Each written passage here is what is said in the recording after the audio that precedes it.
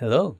In this video, we are going to learn about expressing emotions and clarifying information in the context of making a complaint, right? So, to begin, please match each word with the image that best represents it.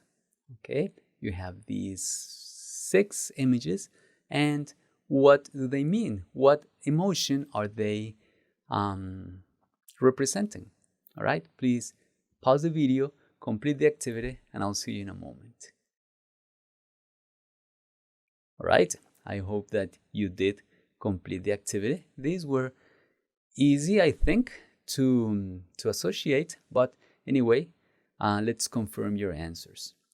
What is this guy? This is afraid. This one is angry. And this one is bored. Yeah, not very excited. And this one feels miserable, or we also call it depressed. But miserable is not as bad as it sounds. It means that you are not happy, right? This one is sad, and the easiest one, this one is happy. Yes. All right. With that in mind, let's read the following conversation. Yes, we're gonna see some emotions there. All right. All right, this is a conversation between an operator, means a person on the phone, and a customer. All right. The operator says, "Customer service, how may I help you?" And the customer says, "Hello, I am really stressed out about a purchase I made." Stressed out. So the person is feeling stress. The operator says, "I'm sorry to hear that. What happened?" Customer says, "I just received a beautiful dress I bought from your online store."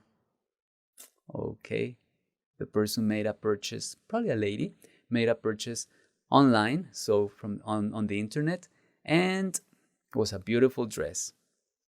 What happened? "But when I tried it on, it didn't fit." She put it on to try it, and it's too big or too small. I don't know, didn't fit. "I am very frustrated," that's another emotion, "because I have a party this Friday and I know that the new dress won't arrive on time before then. If you order something and you have to exchange it, it may take 1, 2, 3 days for you to get it back. So until they receive the return, until they prepare the new dress and they send it to you, she will not have enough time to get it ready for Friday." So that's why she is feeling frustrated. The operator says, "Don't worry. You don't have to wait till then." That's good news. What I mean is that if you live in a city where we have a walking store, you can go there. Oh, the waiter explains that she doesn't have to wait till then. So walking store is a store that you can walk into the store. It's a physical store. And the customer says, "Yes, there is a store close to my house." So she could go there. The operator says, "Then that's going to be easy. You can exchange your dress right there and take it home the same day." And the customer says, "What a relief. I'll be there in an hour." Of course. So this was a happy ending.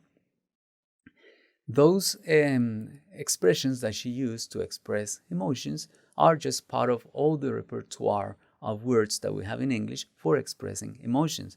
So I have some here for you in a moment. But before we do that, I would like to make sure that you understood what happened in the situation. Let me just ask you something really, really simple. Where was the person calling? She was calling customer service. What happened with the dress that the customer received in the mail? It didn't fit. And was there a store close to the customer's house to exchange the dress? Yes. That's all we need to know now. So we are going to see some words that we can use to express emotions in the context of complaints. All right? So let's see the examples that we had in the text. First, she said, I'm really stressed out about a purchase I made. So stressed out is a word for expressing emotions. When you're feeling stress, when you're not happy and you're worried, that is stressed out. You can also say frustrated, because she said, I am very frustrated because I have a party this Friday and I know. Why is she frustrated? I have a party this Friday and I know that the new dress won't arrive on time before then. So of course, that is a source of frustration. So we have two words here from the conversation. Let me give you some more words that you could use for expressing emotions. Determined means that you are ready to do anything that it takes to meet your goal. Grateful, when you are happy, you are thankful. Hopeful, when you wish that something is going to happen and that you hope for the best.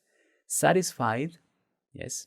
And surprised. Oh, she was surprised that they had an easy way to solve her problem. Let me give you two more words, but in the context that I'm providing here for you. I'm confused. Why? When I install the free app, it asks me to pay before I use it. So is this free? If it's free, then I should not have to pay for more things. So that is confusing. Or you could be disappointed. Somebody says, I am very disappointed. Disappointed means I thought that this was going to be good, but now I see that it's the opposite. So I am not happy, disappointed. I can't sync this Fitbit with my smartphone. When you're running, you wear a Fitbit that counts your steps and checks your heartbeat, monitors your sleep, and it's good to have those, but the person is very disappointed, not happy, frustrated as well, because the person can't sync the Fitbit with their smartphone. So those are words that we can use for expressing emotions. Now, I have a new set of expressions that will be very useful in the context of complaining, which is clarifying information. And that is something that we saw also in the conversation. In the conversation, remember the customer service representative said, you don't have to wait till then. And then he explained himself. What I mean is that if you live in a city where we have a walking store, then you can just take the dress there, right? So those are expressions of clarification of information. What I mean is, or you could say, what I'm saying is, right? What I'm saying is this, or no, look. And then you explain yourself. Or let me show you. You can just give an example, something that can help you help the other person understand, help you help the other person. All right. And let's see some more expressions with more context. I don't think you understood the problem.